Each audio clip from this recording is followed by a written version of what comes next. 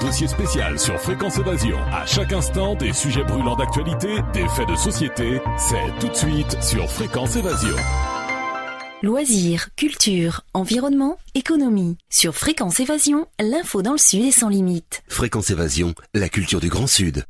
Pourquoi avez-vous cette passion pour les animaux ?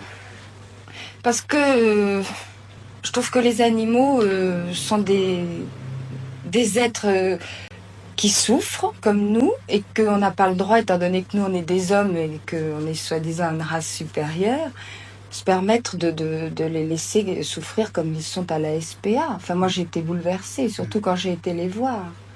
Attachez-vous plus, autant ou moins d'importance à ce problème des animaux malheureux qu'à celui du Vietnam, par exemple. Alors, je vais vous dire, ça c'est une question que j'attendais.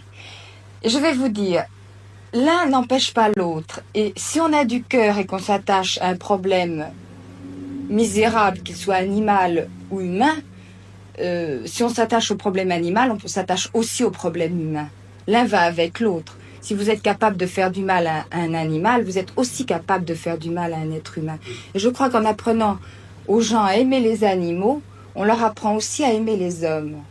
Ce n'est pas parce que vous vous sentez seul parmi les gens que vous aimez les animaux. Non, vous savez, au contraire, je suis jeune, je suis jolie, riche, j'ai tout ce qu'il faut dans la vie pour être heureuse.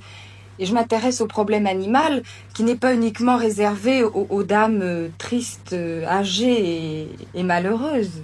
C'est justement la preuve du contraire. Moi, je suis une femme très entourée et très gâtée par la vie, ce qui ne m'empêche pas de m'intéresser au problème animal, au contraire. Vous estimez que vous n'avez pas fait un transfert affectif sur les animaux ? Vous savez, c'est pas une question de transfert affectif, c'est une question d'humanité. C'est tout. J'estime que ce que j'ai vu à la SPA ne doit plus exister. Et c'est pour ça que j'aimerais beaucoup que les gens sachent ça. Quand on apporte les animaux, qu'on veut les abandonner, les gens ne savent peut-être pas qu'on les tue automatiquement au bout de 8 jours avec une piqûre. Que tous les chiens qu'on dépose sont automatiquement tués 8 jours après. Et que ces bêtes, pendant ces 8 jours, sont dans des cages trop petites qui sentent mauvais, 2 ou 3 par cage, sans nourriture vraiment. Ils ne la mangent pas, ils se laissent mourir de chagrin. C'est un concert de hurlements et de pattes qui se tendent quand on va là-bas. Moi, j'avais envie de les prendre tous. Malheureusement, j'en ai pris que 5. Et je voudrais que d'abord, les gens ne les abandonnent pas. Parce que quand on a un chien, c'est comme quand on a un ami. On n'a pas le droit d'abandonner un chien parce que tout d'un coup, il vous encombre, qu'il a grandi ou que Dieu sait ce qui se passe. Il faut le garder, comme on garde ses amis, et c'est une question de fidélité. Et puis ensuite, si par malheur, on doit l'abandonner parce qu'une raison importante vous pousse à ça, eh bien, il ne faut pas l'amener à la SPA en se disant « j'ai fait mon devoir, il est à la SPA, rien ne peut lui arriver ». Il lui arrive automatiquement la mort au bout de 8 jours, et dans des conditions vraiment affreuses et atroces. Alors, je pense que... Moi, je ne savais pas qu'on piquait les chiens à la SPA. Je croyais que c'était pas un paradis pour animaux, mais enfin, en tout cas, un asile sûr dans lequel ils pouvaient vivre en attendant un maître. C'est pas ça du tout. Et puis les chiens qui sont vieux et qu'on abandonne, c'est très laid. C'est comme si on mettait tous les gens vieux qui nous encombrent dans des asiles de vieux et qu'on les tue. En tout cas, vous en avez pris quelques-uns, des chiens et des chats d'ailleurs. Et ils sont à la disposition des gens qui vous écoutent en ce moment, qui peuvent vous les demander. Oui, enfin, non, ceux que j'ai pris, je les garde. J'en ai pris la responsabilité, si vous voulez. Mais les gens qui m'écoutent doivent savoir que s'ils ont envie d'un chien, et moi je trouve que c'est merveilleux, c'est un compagnon fantastique, un chien. Bon, peut-être tout le monde ne partage pas mes opinions là-dessus, mais si un enfant a envie d'un chien, si quelqu'un a envie d'un chien de garde, quelque chose, il y a 400 chiens à la SPA, des grands, des petits, des gros, des maigres, de tout ce qu'on veut. Et vraiment, plutôt que d'aller acheter un chien de race, ils sont très gentils aussi, mais ils sont beaucoup plus heureux, étant donné qu'ils trouvent toujours un maître pour eux. Moi, je trouve qu'il faudrait aller à la SPA et prendre ces pauvres chiens malheureux, qui sont tellement malheureux que c'est vraiment abominable. Je vous demande, si vous aimez les bêtes, de m'aider dans cette campagne et d'aller les chercher, d'aller les adopter et leur donner un foyer. Si vous ne pouvez pas avoir de chien, ce qui arrive, et que vous aimez les bêtes, je vous demande, dans la mesure du possible, d'envoyer des dons d'argent à un compte chèque postal 276 80 Paris. Compte chèque postal 276 81 à Paris. Je vous remercie beaucoup. Fréquence Évasion. Fréquence Évasion. Vous écoutez Fréquence Évasion, nous allons parler de la protection des animaux en compagnie de monsieur Fabrice Pain de la Fondation Brigitte Bardot. Merci d'être avec nous, bonjour. Oui, bonjour. Alors dans un premier temps, je vous propose de dresser un petit historique de la Fondation Brigitte Bardot. Quelle est l'histoire de la Fondation Brigitte Bardot ? On sait que Brigitte Bardot a donné tout pour les animaux. Oui, elle a tout donné en effet pour créer sa fondation, mais même avant ça, elle s'était investie pour défendre les animaux dès 1962 en fait, alors qu'elle était encore au top de sa gloire cinématographique. Elle avait pris position pour que les animaux soient étourdis avant leur abattage. Elle était venue à la télévision pour montrer les conditions d'abattage des animaux qui à l'époque étaient égorgés encore conscients. Et donc elle avait présenté notamment des pistolets d'étourdissement qui ensuite avaient été adoptés par la réglementation française, mais quelques années après, enfin même une dizaine d'années après, ça s'est pas fait tout de suite. Donc ça a été un de ses premiers combats dès 1962.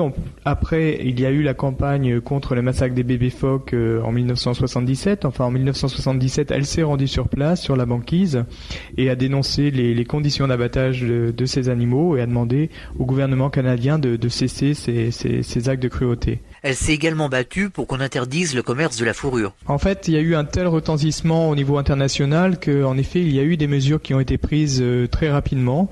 Dès le moment où elle a été sur la banquise, elle a reçu le soutien du président de l'époque, Giscard d'Estaing, qui en France a pris des dispositions pour interdire les importations de peaux. Ensuite, elle s'est rendue au niveau du Conseil de l'Europe et il y a eu une interdiction au niveau de toute l'Union européenne d'importation des peaux de bébés phoques. Les États-Unis également ont pris des dispositions, donc il y a eu cette interdiction qui a été adoptée en effet assez rapidement. Maintenant, le problème demeure, pas pour les bébés phoques de moins de 15 jours, mais pour ceux de plus de 15 jours.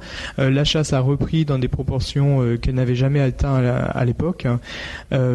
Parce qu'elle s'ouvre aussi à d'autres marchés, comme l'utilisation des pénis de phoque pour les marchés asiatiques, qui considèrent que le pénis a une vertu aphrodisiaque lorsqu'il est transformé en poudre. Donc il y a toujours la nécessité de condamner les actes commis sur la banquise avec une grande violence et la nécessité de faire toujours pression auprès des autorités pour arriver à une interdiction définitive de la chasse aux bébés phoques. Alors si la Fondation Brigitte Bardot a vu le jour, c'est grâce à Brigitte Bardot évidemment qui n'a pas hésité à vendre ses effets personnels pour financer cette fondation.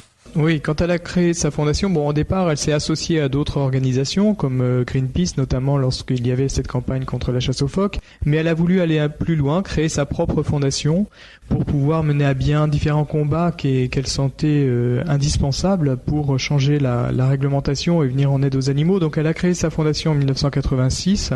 C'était très, très artisanal, c'était chez elle à la Madrague. Ensuite, elle a vendu tous ses objets personnels de valeur en 1987 pour réunir les fonds qui lui permettraient de déposer et de créer sa fondation, la Fondation Brigitte Bardot.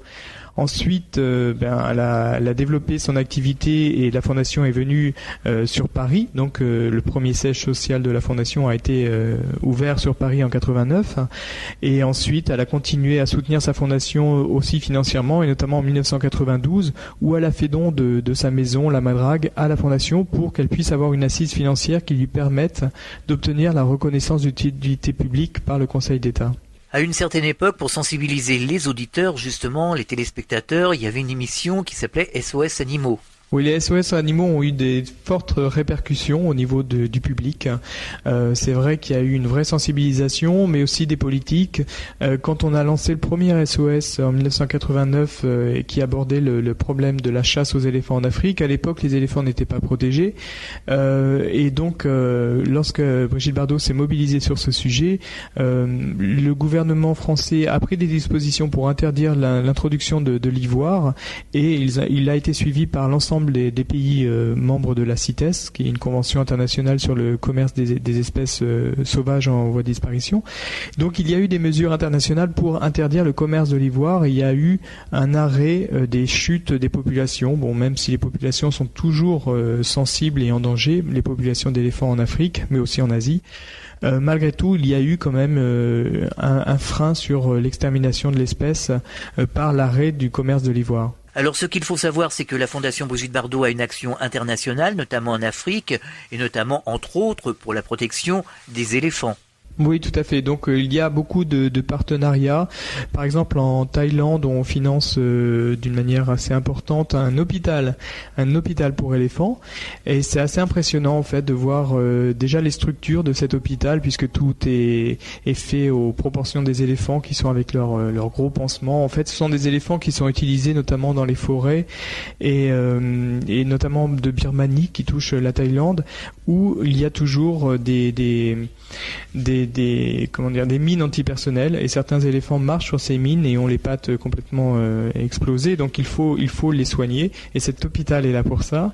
Et donc ça c'est un point, mais on a aussi d'autres actions, notamment en Bulgarie en effet, où Brigitte Bardot est intervenue auprès des autorités locales il y a quelques années pour dénoncer l'exploitation des ours dansants et montrer la cruauté de l'élevage, de la préparation de ces ours. Donc les autorités nous ont donné leur accord pour mettre un terme à cette tradition cruelle, puisque c'est une tradition cruelle, mais que là-bas ils sont prêts à évoluer, à y mettre un terme, contrairement aux autorités françaises qui elles ont plutôt tendance à justifier les traditions cruelles, comme on peut le voir dans le sud de la France. Donc ces autorités nous ont donné leur feu vert, mais il fallait en échange pouvoir créer une structure qui puisse recueillir tous ces ours. Donc on a créé en coopération avec une association autrichienne le plus grand parc d'accueil pour les ours en Europe, donc en Bulgarie, dans des montagnes qui ont été spécifiquement aménagées pour l'accueil de ces animaux. Et ces animaux ont retrouvé une vie plus proche de la nature possible. Vous écoutez Fréquence Évasion, je vous propose de marquer un temps d'arrêt, marquer une pause. On se retrouve juste après avec le problème qui nous concerne, nous, dans le sud de la France. Ce sont les corridas. À tout de suite sur Fréquence Évasion. Poussez vos coups de gueule en direct sur l'antenne. Composez le 09 79 35 29 60, le direct live de Fréquence Évasion. Vos messages seront diffusés chaque jour sur l'antenne. La crise, le pouvoir d'achat, le gouvernement et tout autre sujet d'actualité, c'est la libre antenne sur Fréquence Évasion 09 79 35 29 60. Coup d'un appel local est gratuit depuis une ligne internet. Fréquence Évasion. Fréquence Évasion. Nous sommes de retour sur Fréquence Évasion, toujours dans les locaux de la Fondation Brigitte Bardot. Nous parlons protection des animaux aujourd'hui sur cette antenne.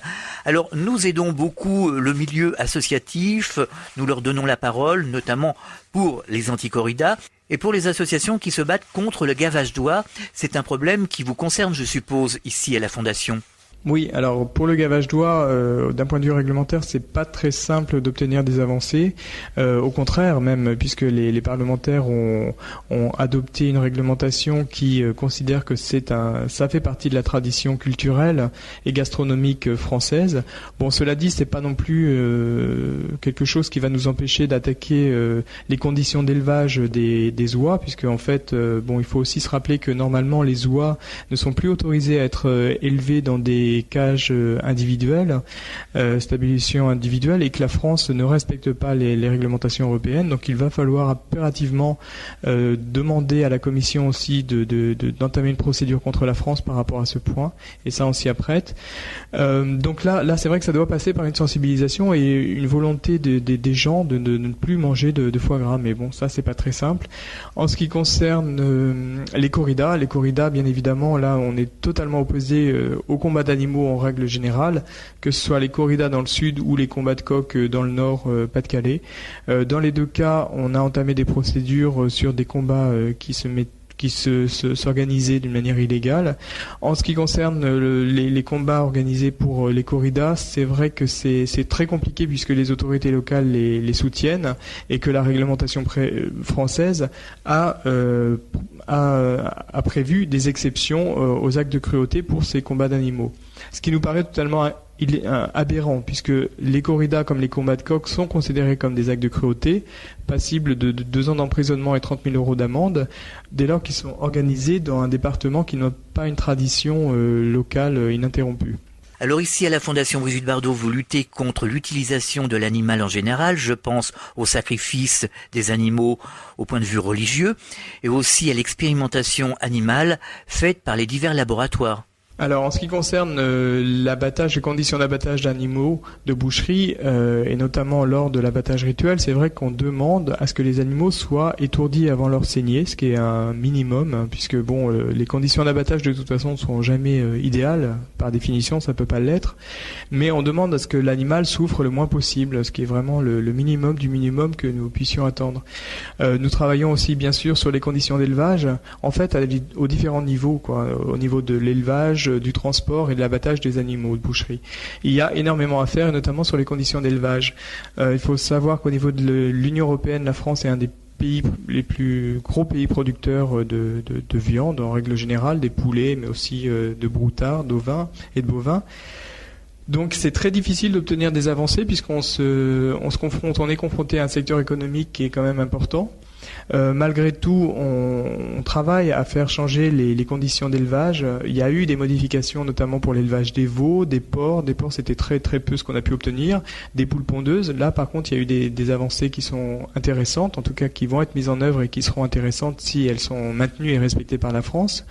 Mais il faut toujours être vigilant sur toutes les méthodes de production et de faire en sorte que le bien-être animal soit enfin intégré dans ces normes de production. Quelles sont vos actions concernant l'abattage rituel ? Alors, pour ce qui est de l'abattage rituel, en fait, l'Aïd el-Kébir, c'est un point dans le programme de l'abattage rituel. L'Aïd el-Kébir, le problème qui se pose généralement, c'est que la réglementation française n'est pas respectée, que les abattages se passent hors abattoir.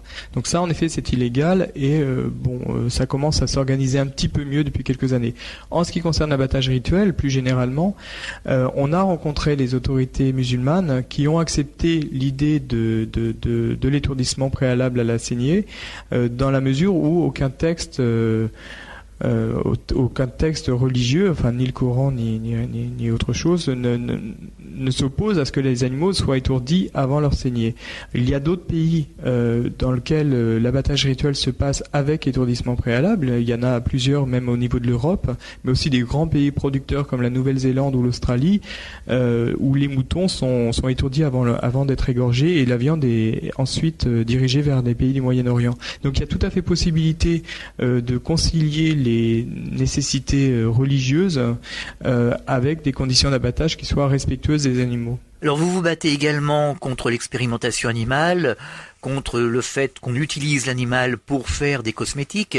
Quelles sont vos actions dans ce sens ? Le problème de l'expérimentation demeure, puisque l'expérimentation dans le domaine des cosmétiques était quand même très limitée, même si c'était quand même limité sur la masse globale. Et c'est vrai que les derniers chiffres qui ont été rendus publics au niveau de l'Union européenne sont très inquiétants, puisqu'ils démontrent qu'il y a une augmentation du nombre d'animaux utilisés dans l'expérimentation, alors que depuis des années on nous dit que ça ne peut maintenant que diminuer puisqu'il y a un développement de méthodes substitutives. Et en fait on se rend compte que les financements sont vraiment insuffisants pour cette nouvelle recherche, ces nouveaux procédés. Il y a des chercheurs qui font des recherches sur des méthodes autres que le modèle animal, mais qui n'ont pas forcément les moyens financiers de les développer, ni même de les faire enregistrer au niveau européen et valider comme méthode valide pour mettre un terme à ces expérimentations animales. Alors la Fondation Brigitte Bardot a une action aussi contre la maltraitance animale dans les cirques. Tous les cirques ne maltraitent pas les animaux, je tiens à le préciser, mais il y a certains cirques qui laissent mourir des animaux dans des cages. Oui, c'est très très courant en fait.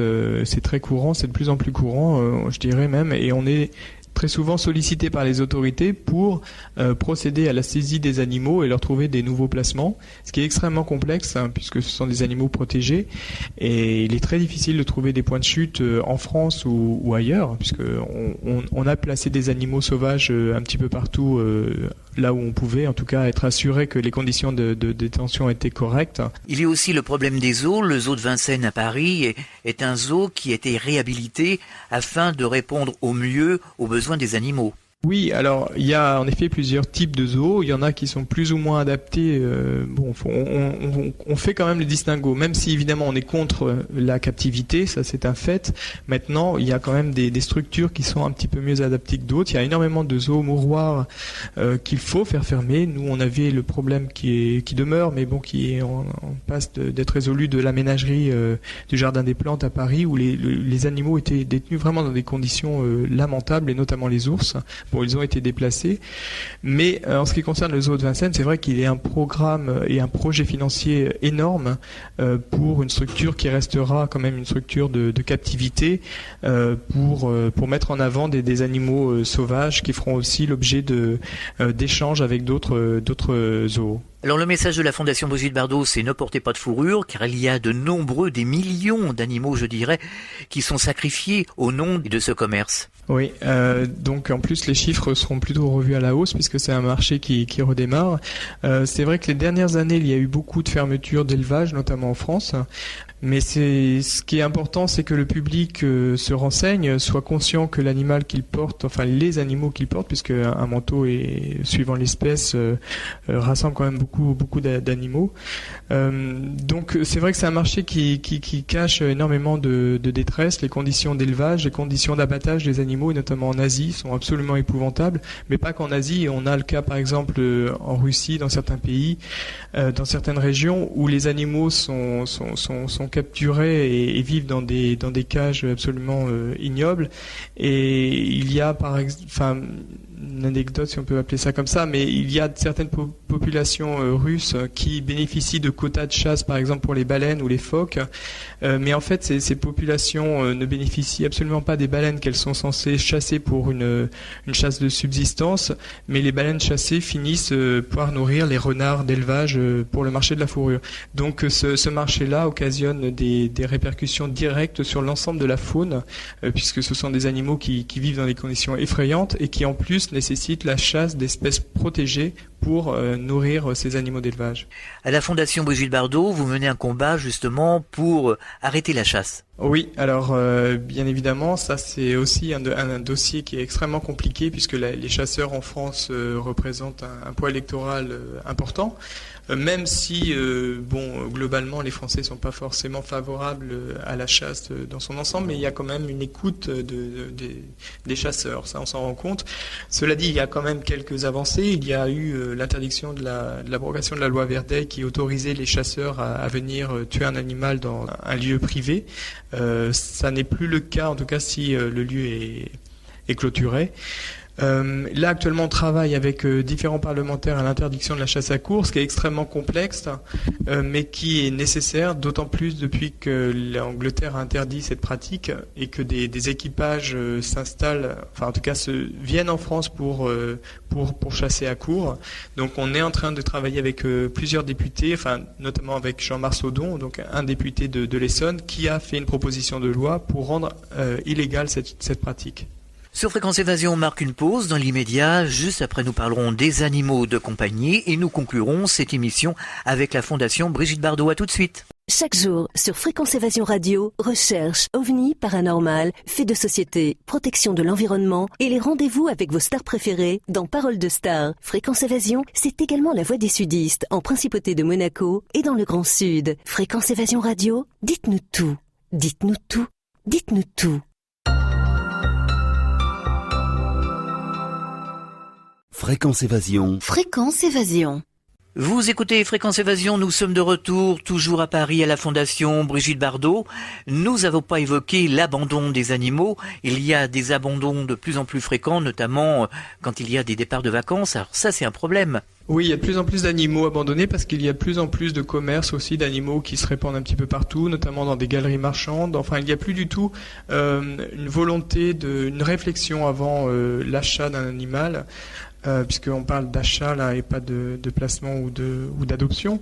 Donc les gens, c'est vrai, vont faire leurs courses, ils achètent un pack de lessive et à côté de ça, ils vont prendre un chiot et au final, ils vont se rendre compte qu'ils ne sont absolument pas capables de l'assumer jusqu'au bout, capables de l'assumer 15 ans de vie d'un animal, d'un chien, capables aussi d'apporter les soins vétérinaires qui sont nécessaires.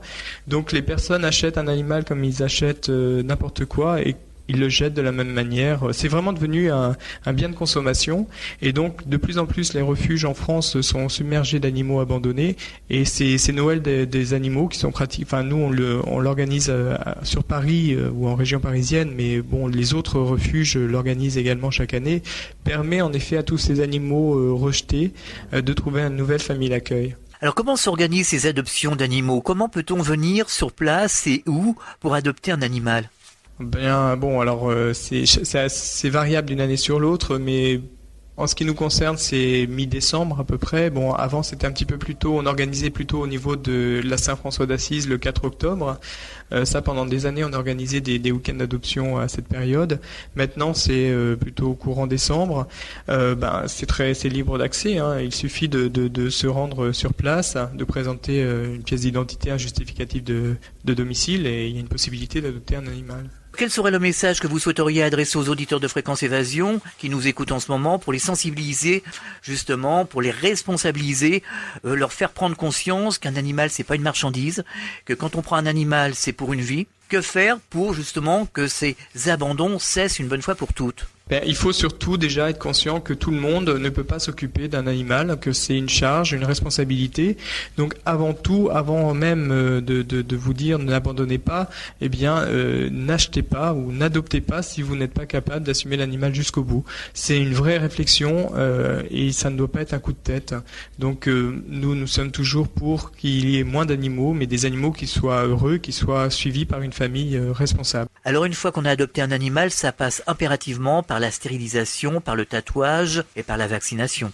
Oui, le tatouage, bon, d'un point de vue réglementaire, maintenant, le problème ne se pose plus, il doit être tatoué. La stérilisation, c'est en effet un point extrêmement important, puisque les personnes, ne font pas toujours la démarche et après se retrouvent avec des petits qui ne savent pas trop quoi en faire. Donc, quand on redistribue des petits, notamment par le biais de petites annonces, on participe à une surpopulation qui a des conséquences terribles, des conséquences d'abandon notamment, ou voire de trafic d'ailleurs par les petites annonces. Donc, c'est vraiment très très important.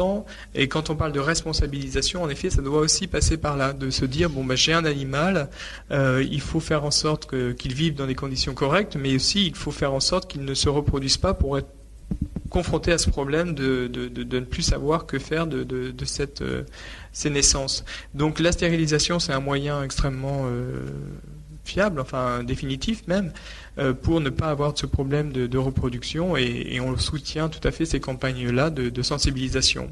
Les actions que mène la Fondation Brigitte Bardot sont également des aides alimentaires et des sauvetages. Oui, il y a beaucoup d'aides à différents degrés. Là, on parlait de stérilisation, ça passe aussi par des campagnes de stérilisation de chats errants.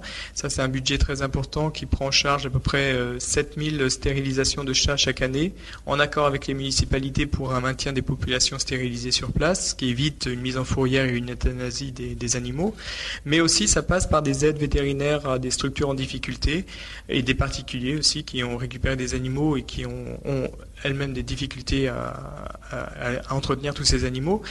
Il y a aussi des aides alimentaires, mais aussi des restructurations de structures, de refuges qui ne sont plus aux normes et qui ont des pressions des services vétérinaires. Donc il y a en effet des budgets importants qui sont consacrés à toutes ces structures en France. Depuis de nombreuses années, Brigitte Bardot mène un combat vraiment très très important auprès des autorités. Oui. En ce qui concerne les parlementaires, c'est vrai que ça nous a demandé quelques temps de travailler avec eux, mais maintenant ça marche vraiment très bien. Il y a plusieurs propositions de loi qui sont déposées actuellement à l'Assemblée, qui sont à l'initiative de la Fondation Brigitte Bardot, et c'est vrai qu'on a maintenant une bonne centaine de parlementaires qui répondent favorablement à nos demandes. On pourrait faire une parenthèse, une maltraitance animale qui n'est jamais abordée, c'est la zoophilie. Oui, voilà, la zoophilie, c'était absent des textes, en fait, ça faisait pas partie des actes de cruauté, c'était pas répréhensible par une absence législative. Donc on est intervenu auprès du ministère de la Justice, mais aussi auprès des parlementaires qui ont pu amender un texte de sécurité qui était étudié au moment où on est intervenu au sein de l'Assemblée, et il y a un amendement qui a été présenté par un député, qui a été soutenu par le ministre de la Justice et qui a donc considéré comme un acte de cruauté répréhensible. Quelles sont les actions, quels sont les projets que va mener dans l'avenir la Fondation Brigitte Bardot? Des projets, c'est un peu difficile de dire ça comme ça parce qu'en fait, il y a des actions régulières, récurrentes. Là, actuellement, ce qu'on fait beaucoup, c'est plein de choses à la fois, mais notamment les poulets de chair qui font l'objet d'une proposition de directive actuellement étudiée au niveau de l'Union européenne. Donc, on travaille à faire en sorte que les conditions d'élevage de ces poulets soient moins mauvaises, parce qu'on ne peut pas encore dire qu'elles soient meilleures, mais en tout cas qu'elles soient moins mauvaises qu'elles le sont actuellement. On travaille également sur la chasse aux phoques au Canada. Donc là, on va sûrement être sur place cette année sur la banquise et on ne l'avait pas été depuis plusieurs années. Donc on va pouvoir relancer cette campagne au niveau international. Et puis il y a des problèmes quotidiens d'animaux justement qui sont saisis, d'animaux sauvages pour lesquels il faut retrouver des placements, d'animaux qui sont sauvés de l'abattoir comme des chevaux, etc. qu'on rachète et pour lesquels également il faut trouver des placements fiables. Et puis, il y a énormément de cas de maltraitance et de cruauté sur les animaux qui font l'objet de procédures et qu'on suit. Alors, une autre action de la Fondation Brigitte Bardot, c'est le refuge pour les chevaux, que les auditeurs ne connaissent pas forcément. Mais en fait, c'est vrai que ça a été une des premières, l'une des campagnes aussi qu'a mené Brigitte Bardot au tout début de sa fondation, peut-être même avant même la création de sa fondation, c'était de sensibiliser, et ça l'est toujours, sensibiliser les Français, notamment, puisque c'est le problème qui se pose surtout en France, sur les conditions, sur le problème de la consommation de viande de cheval, de l'hypophagie, et essayer de faire en sorte que cette pratique soit rendue illégale en France, en tout cas que les Français arrêtent de manger du cheval, puisqu'ils sont un des seuls peuples à le faire. Et à côté de ça, c'est vrai qu'on intervient beaucoup pour soigner des chevaux qui sont dans des conditions épouvantables, en France mais aussi à l'étranger, notamment en Tunisie où on finance un hôpital pour équidés. Et c'est vrai que dans les pays d'Afrique du Nord, il y a vraiment des gros problèmes pour les ânes, les chevaux qui sont considérés comme des bêtes de travail. Et là, il y a un travail de sensibilisation et de soins à apporter aux animaux. Pour terminer, comment aider la Fondation Brigitte Bardot concrètement ? Il y a différentes pétitions qui sont disponibles sur le site de la Fondation Brigitte Bardot ou bien en appelant la Fondation. Évidemment, elles changent ces pétitions puisque suivant l'actualité, on est amené aussi à les remettre. Là, une pétition vient d'être mise contre la chasse aux phoques au Canada. Donc, suivant l'actualité du moment et suivant l'action que nous menons, nous avons différentes pétitions. Donc les gens peuvent se mobiliser, notamment en se tenant informés de ce qui se passe en regardant le site internet, ou bien en apportant leur soutien à la Fondation plus directement par un don, ce qui leur permet aussi de recevoir le journal de la Fondation Brigitte Bardot, qui est un lien avec nos adhérents pour les tenir informés d'une part de nos activités, mais aussi pour les inciter eux-mêmes à leur niveau à prendre des dispositions, à s'investir d'une manière ou d'une autre. Les auditeurs qui nous écoutent actuellement, qui sont sensibles à la cause animale, peuvent également participer aux marches silencieuses qui sont organisées par la Fondation Brigitte Bardot à Paris et dans les grandes villes de France. Oui, il y a des manifestations, notamment dans le sud, on participe régulièrement à des manifestations anti-corrida. Sinon, ailleurs, notamment à Paris, il y a des manifestations contre la fourrure qui sont organisées très régulièrement. Donc il y a cette possibilité-là d'être présent et de se rencontrer à cette occasion. On peut également vous aider financièrement. Oui, financièrement c'est important en effet puisqu'on n'a pas de subvention, on vit qu'avec le don des adhérents. Donc l'adresse de la Fondation, c'est la Fondation Brigitte Bardot, 28 rue Vineuse, 75 116 à Paris. Alors un dernier mot pour terminer cette émission ici à la Fondation Brigitte Bardot, un dernier mot pour les sensibiliser justement à respecter la vie. Oui, mais ce qui est important, c'est en effet ne pas tout faire reposer sur les associations ou sur des décideurs politiques. Il faut aussi prendre conscience qu'on a chacun, à notre niveau, une possibilité d'agir, de changer sa façon d'être peut-être aussi vis-à-vis des animaux. Il y a une sensibilité qui est apparue dans le domaine de l'environnement et c'est très bien. Les gens font un peu plus attention maintenant pour le tri, pour ne pas jeter n'importe quoi, n'importe comment. Eh bien, il faudrait aussi qu'il y ait une conscience vis-à-vis de l'animal qui apparaisse et que les gens adoptent aussi une attitude plus respectueuse vis-à-vis de l'animal. Ça peut passer par le fait de devenir végétarien, par exemple, mais bon, sans aller jusque-là, au moins limiter une consommation de viande ou se limiter à des labels qui sont plus respectueux des conditions d'élevage des animaux. Et ça peut être aussi une participation directe à des associations locales qui font un travail de terrain pour venir en aide aux personnes en difficulté ou pour mener à bien des campagnes de stérilisation. Enfin, il y a plusieurs possibilités d'agir agir concrètement, et c'est important que chacun à son niveau y participe à cette lutte. Eh bien, merci pour ce message. Radio Fréquence Évasion vous propose de vous aider encore. Si vous avez besoin du micro, n'hésitez pas. On espère, comme nous l'a demandé un grand nombre d'auditeurs qui sont sensibles à la cause animale, l'intervention de Brigitte Bardot. Nous espérons que Brigitte Bardot interviendra un jour prochain sur notre antenne, ne serait-ce que par téléphone. Merci, au revoir, merci de votre participation à une autre fois, je l'espère. Au revoir. Merci, au revoir. Fréquence Évasion. Fréquence Évasion. À chacun sa promenade, à chacun sa liberté. Familière ou bien sauvage, toutes les bêtes sont à aimer. Abandon, maltraitance, massacre. La souffrance animale ne connaît ni limite, ni frontières. Depuis près de 30 ans, la Fondation Brigitte Bardot intervient aux 4 coins du monde. En mer, comme sur terre. Vaccination, sauvetage, création de refuges, réintroduction en milieu naturel, nous remportons chaque jour des victoires contre la maltraitance. Continuons le combat. Fondation Brigitte Bardot, ne laissons pas les animaux sans défense.